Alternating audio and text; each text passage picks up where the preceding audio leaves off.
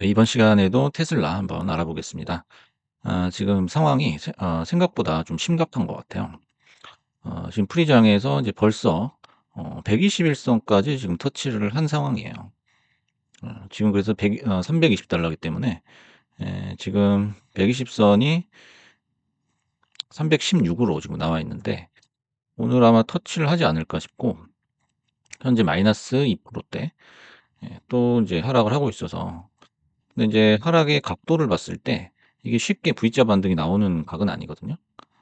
그래서 지금 이 영상을 보시는 분들 계시면 지금이라도 좀 일부를 정리해야 되지 않을까 하는 생각이 들어서 오늘 제목은 테슬라 남은 돈이라도 살려야 된다라고 한번 지어봤습니다. 그래서 지금 보시면은 이제 전형적인 계단식 하락이에요.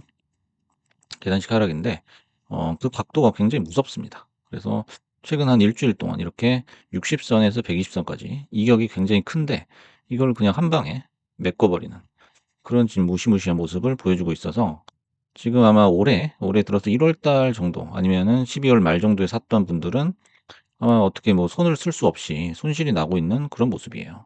그래서 최근에 일주일 동안 이거를 아무 조치를 안 취하셨다면은 지금이라도 조치를 취하셔야 되지 않나. 우리가 기대하는 그런 반등이 나오기가 쉽지 않을 것 같다는 생각이 들어요. 그래서 설사 오르더라도 테슬라에 돈을 묶여 있으면 장기적으로 봤을 때 좋을 이유가 없다라는 거죠. 그래서 지금 이제 300달러까지는 이제 20달러 남았는데 큰 의미는 없을 것 같아요. 그리고 예전에 인제 그 21선을 침범하자마자 제가 403달러에서 매도를 해야 된다라고 말씀을 드렸었던 기억이 납니다. 그래서 인제 이쯤 되면은 지금도 인제 아무 조치를 안 취하셨다면 평생 들고 가야 되는 그런 주식이 될 수 있어요. 사실 그런 이제 각오를 하시고 그런 계획으로 들어오셨다면 사실 뭐 이 영상을 보실 필요도 없겠지만은 그런 게 아니고 인제 뭐 스윙해서 이제 중장기로 보시고 들어오셨다면은 이건 상당히 큰 문제거든요. 그래서 제가 손절표를 한번 정해 봤습니다. 보시면 인제 비중에 따라서 약간씩 인제 대응 방법은 달라질 수 있어요. 그래서 거의 모든 돈이 이 테슬라에 묶여 있다. 한 80% 이상 묶여 있다라고 하신다면은 현재 절반 이상 손절 후에 다른 종목을 매매하시는 게 좋아요. 이게 지금 나중에 우리가 팔고 나서 테슬라가 오르든 떨어지든 그게 중요한 게 아니죠. 지금 현재의 엄청난 기회비용을 상실하고 있다라고 볼 수가 있어요. 그리고 반등이 나오더라도 돈이 묶일 가능성이 높아요. 왜냐하면 V자 반등으로 이게 뭐 400 까지 그냥 치고 올라간다든지 그럴 가능성은 거의 없거든요. 그래서 오르는 듯 하면서 다시 떨어질 공산이 큽니다. 이게 지금 엔비디아 차트랑 많이 다른 이유가 뭐냐면 엔비디아도 인제 떨어지고 있었죠. 떨어지고 있었지만 갭으로 인제 엄청나게 떨어진 다음에 하방으로 내려오다가 인제 갭까지 인제 올라온 그런 상황이에요. 인제 여기서 어떻게 될지 모르겠지만 하지만 테슬라는 이제 무시무시한 계단식 하락이거든요.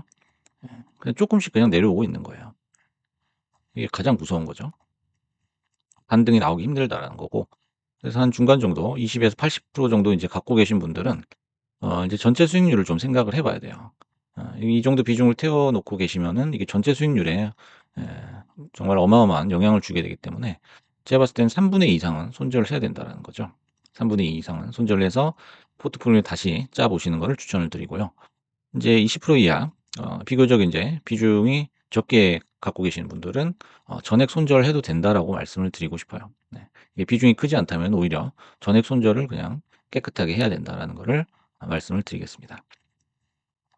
그래서 지금 다른 종목으로 갈아타면은 하루에 만약에 1%씩 복구를 했다라고 했을 때 여러분들이 뭐 테슬라의 한 10% 20% 손실이 나 계시다면은 그게 얼마 안 걸립니다. 예 금방 갚을 수 있어요. 복구할 수가 있어요. 하지만 테슬라를 붙잡고 계속 마음을 졸이고 있다면 이게 멘탈도 무너지고 계좌도 그냥 망가지는 그런 이중고에 시달릴 가능성이 높다라는 거죠. 그래서 인제 평생 여러분께서 테슬라와 함께할 생각이라면은 사실 뭐 다른 사람 말에 휘둘릴 필요는 없습니다. 그리고 그냥 차트를 안 보시고 생업에 집중하시면 될 것 같아요. 지금부터는 인제 차트를 보면 볼수록 '열받을 일만 생길 것이다.'라는 거죠. 그래서 지금까지 인제 흐름을 보시면은 이 분할 매수라는 게 얼마나 중요한가를 를 알려주는 아주 중요한 사례가 될 것 같아요. 그래서 제가 표를 하나 가져왔는데 여러분들이 인제 보통 인제 직장인이시니까 테슬라 주식이 한 주에 굉장히 비싸죠. 고가죠. 거의 인제 뭐 한 7 0만 원 갔었나요? 지금 한 5 0만 원 정도로 떨어졌는데 그렇다면 이제 한 달에 한 주 정도 모은다라고 가정을 했을 때 평당가가 이제 이렇게 되는 거죠. 그 24 년도의 표예요. 그래서 월말 종가를 기준으로 이렇게 표를 해 봤을 때 평단은 쪼끔씩 이렇게 올라가지만 작년 월말까지만 해도 손실이 났던 사람은 없다라는 거예요, 이런 식으로 매수를 하게 되면.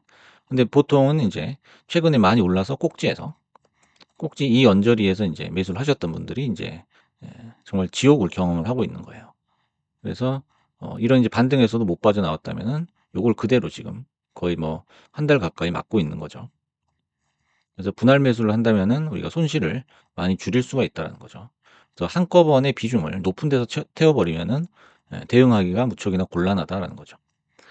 그래서 인제 관세 뉴스 이후에 충격이 지금 천천히 오고 있는 중이에요. 관세 뉴스가 나오고 나서는 그렇게 크게 영향을 안 받았지만 그 이후로 인제 천천히 충격이 들어오고 있어요. JP 모건에서는 테슬라가 관세 영향으로 판매가 감소할 전망이다. 요런 전망을 하고 있고요. 그래서 사실 보면 이제 테슬라가 실제로는 이전 정권 이제 바이든 정권에서 오히려 수혜를 많이 입었죠. 친환경 에너지 인제를 추진을 했고 전기차를 확대한다든지 보조금을 준다든지 많은 혜택을 받았어요. 그리고 이게 인제 트럼프로 연결이 되면서 취임식 때까지는 좋았죠. 네, 취임식 이후로 점점 뭔가 분위기가 쎄해지더니 오늘 이런 지경에 이르게 됐습니다. 그래서 트럼프가 인제 취임 후에 취한 첫 움직임 중 하나는 2030 년까지 신차 판매량의 50%를 전기차로 전환한다는 바이든의 목표를 무산시키는 것이다라고 했어요. 그래서 구매자에게 최대 $7,500의 인센티브를 제공하는 연방 EV 세액 공제도 없애고 싶어 했다라는 거죠. 그래서 인제 트럼프가 머스크의 회사에 엄청난 이득을 줄 것이다라고는 했지만 실제로 오픈을 해 보니까 이게 뭐 적인지 아군인지 모를 정도의 그런 이제 행보를 보이고 있어요. 근데도 불구하고 머스크는 이제 "오히려 좋다. 이렇게 되면은 전기차 시장을 테슬라가 독점할 것이다." 이런 이제 설득력 없는 얘기, 공수표를 남발하고 있는 거예요. 그러자마자 인제 그 테슬라의 자체 판매량은 5.6% 감소해서 63만 대를 기록했는데 이게 10년 만에 처음으로 연간 수치가 감소한 거라고요. 그러니까 머스크가 입을 놀릴 때 하는 말하고 실제 어떤 결과값이 차이가 많이 난다는 거죠. 반대로 인제 미국의 EV 판매량은 증가를 했다고 해요. 왜 마켓 셰어도 인제 쪼끔 증가를 했지만은 이제 머스크가 얘기하듯이 전기차가 전체 자동차 시장을 다 지배할 것처럼 얘기하지만 실제로는 그렇지 않다라는 거예요. 그래서 인제 결론적으로 "머스크의 쇼는 끝났다."라는 거예요. 쇼가 끝났기 때문에 이게 인제 주가로 다 나타나고 있다라는 거죠. 그래서 머스크의 말이라든지 쇼를 올린 주가죠. 이제 내려올 때가 됐다라는 거죠. 이제 뭐 여러 가지 혁신 아이템들에 대해서 인제 언급을 하지만 점점 익숙해지죠, 우리는. 익숙해져서 새로운 것도 아니고 뭐 경쟁자들은 여기저기서 튀어나오고요. 오히려 경쟁자들이 판매도 더 잘하고 더 혁신적이고 그죠? 그런 모습도 보이고 하기 때문에 인제 점점 약발이 안 받는다라는 거예요. 그래서 트위터 인수하면서도 뭐 만능 앱을 만들겠다느니 말은 잘하죠. 하지만은 머스크의 말들이 실현되지 않을 가능성이 점점 높아지고 있어요. 그래서 인제 실적과 펀더멘털 그리고 미래 기대치 등을 종합적으로 고려했을 때 이 테슬라라는 주식은 정확하게 얘기해서 테슬라라는 종목 주식은 '과대평가되었다.'라고 정리가 가능할 것 같습니다. 그리고 최근에는 이제 샘 알트먼과 뭐 "오픈 AI를 뭐 150 조에 사겠다." 뭐 이런 유치한 설전도 벌이고요. 뭐 이런 설전 자체를 굉장히 즐기죠. 돌발적인 발언을 하고 굉장히 철없어 보이는 그런 CEO입니다. 만약에 인제 버핏이 이런 걸 봤으면은 자기 회사 CEO면은 아마 당장 잘라 버렸을 것 같은 그런 느낌이 들어요. 그래서 버핏 같은 경우에는 인제 CEO를 굉장히 중요하게 생각을 하죠. 어떤 인성을 가지고 이제 어떤 비전을 가지고 결국엔 그 사람이 회사를 이끌어 가니까요. 그래서 지금까지 인제 트럼프의 비호를 받고 또 중국 정부의 어떤 서포트를 받고 해 가지고 지금 버티고 있는 거예요, 테슬라는. 그래서 여러 가지 약재가 있음에도 지금 현재 주가는 많이 덜 빠진 거예요. 생각보다는 많이 안 빠진 거란 말이죠. 왜냐면 원래 주가는 요 250 밴드였거든요. 그러니까 아직도 많이 남아 있다라는 거예요. 근데 요런 인제 약발까지도 약해지면은 더 이상은 인제 버틸 수가 없고 그 전문가들이 얘기하는 뭐 $135 그쪽 언저리로 가도 전혀 지금 이상할 게 없는 상황이라는 거죠. 그래서 지금 테슬라 게시판을 보면은 아직도 희망을 버리지 못하고 있는 분들이 많아요. 아직도.